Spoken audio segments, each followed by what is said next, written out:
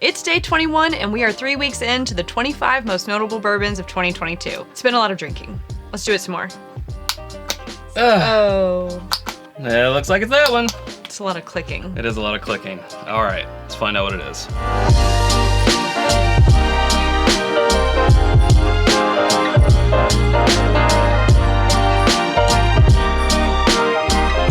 Oh, there you are again. Is it that time already? I guess it is. Come on in. Pour yourself. You're dressed and ready. You knew what was gonna happen. Pour yourself a glass. Yeah. Oh yeah, sorry we don't have any more of this for you. It would be hard to deliver it. It's true. Yeah, just a handful more of these, and then you'll have to go through the withdrawals of not seeing us every single day. I think you'll be fine. I think you'll be all right. I think we're glad you're here. Oh, holy cow. Wow. Yeah. Sorry, I just was transported to another dimension. Whoa, I've been liking the past couple days. A couple of perfect noses noses had some, here. Definitely some oak in there. Yes. Some dark cherry, a little bit of tobacco. Fig.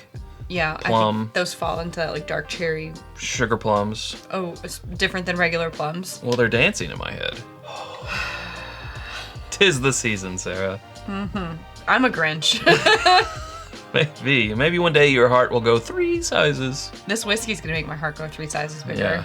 Yeah. Jeez. Clove and pepper spice. I would say that it's very light and gentle though. It is, but that's the type of spice that is there. I'm kind of getting as a clove. Ooh. This is one of those ones like if this was a fragrance, a perfume, or a candle, I would wear this. Parfum de Bourbon. Mulled spices and just, I mean, it's a little holiday, maybe just because you're happier, maybe a little bit around the holidays, but it's a great nose. Let's drink it to your health. Woo! That has some proof. Immediately, the oak and that tobacco from the nose are what's sticking out, and then what's also, now that I'm going into the finish, what's hanging on through there. But those dark fruit notes, that cherry, that fig. I almost get even a little bit more raisin on the palate than the nose, which was more like plum or the fig. I got more of like a Luxardo cherry syrup on the nose than a plum or a fig, but yeah, I agree that it's different. It translates different. It goes more raisin in the palate, but brown sugar and as you said, oak and pipe tobacco. That finish and the hug is for real. Yes. This one is high proof. If this is under 125, I mean, I would honestly guess this is over 130. The way that it is just lighting me up. Once you get past that initial wave of heat, the mouthfeel is really nice. It's kind of creamy. And man, that finish just goes on and on. It won't shut up. It won't stop. Okay, maybe it is over 125. I mean... it is there. It is there. Exceptional mouthfeel. Great mouthfeel. Great finish. Long finish. The palate is multi-layered, multifaceted. It does have the perception of high proof, but it's not overpowering in any place. It really doesn't detract from the experience any. Great hug. I just can't say enough about this one. Wow. Yeah. And the barrel influence is real. I just took 3 sips in pretty rapid succession. I feel like this is not a whiskey that you can do that with. Obviously, we're doing it for time. We're doing it for the episode. It like compounds the heat. I mean, this has got to be in the 130s. I don't know. Yeah, I'm thinking maybe it is now. If it's not, then it's drinking very hot. But I like it all around. I am struggling with, I think I should have sipped it slower.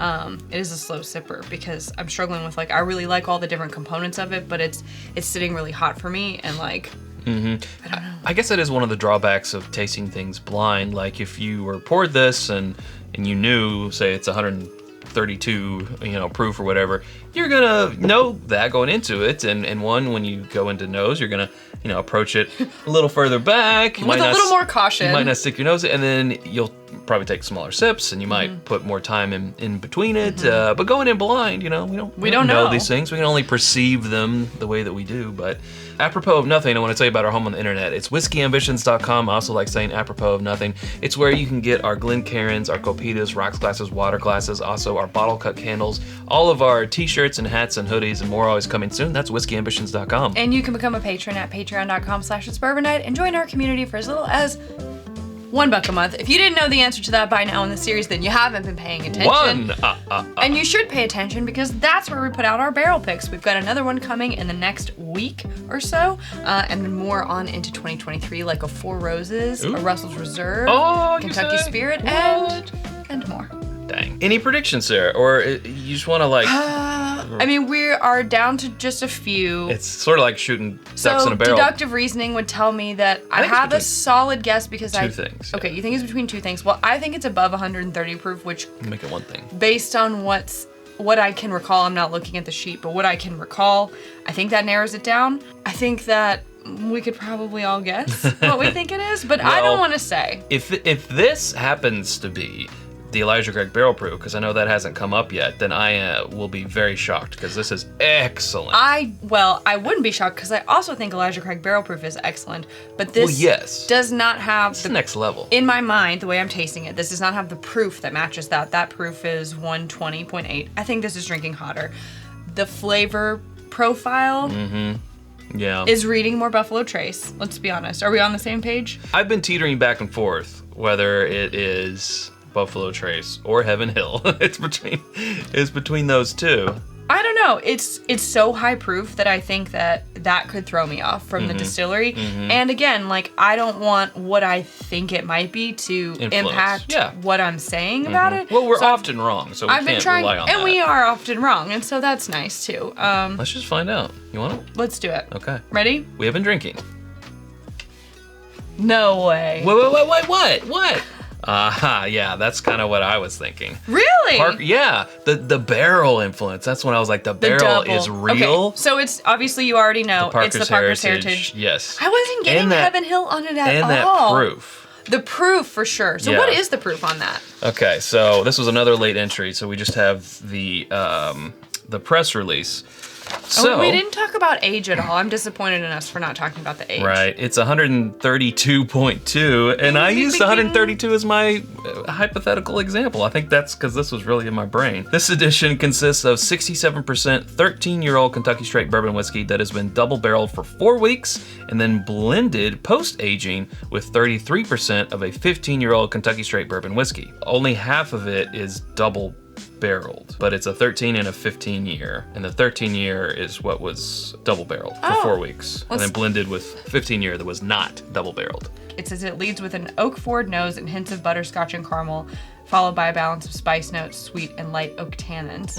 Dark chocolate, baking spices, and white pepper. I couldn't agree more with those notes. Now it was giving off sort of the quintessential Buffalo Trace, which it was that dark fruit, the cherry, and the spice, that type of thing, but like the cinnamon. Yeah, but so I could see how one would go Buffalo Trace. We got the Parkers like a week ago.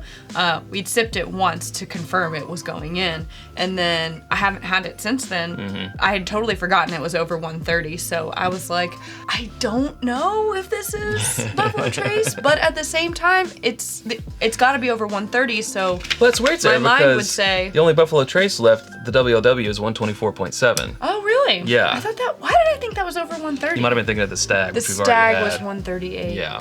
I got confused. Oh man, this is good. Oh, good God. I thought, honestly, like I would have been surprised though if it was the WLW because it had more spice notes than I would have thought for something like that. So that should have told me that it wasn't, but... Okay, this has been a long episode. It has been. That proof really says it. Yeah, all those reasons are why we put it in, by the way.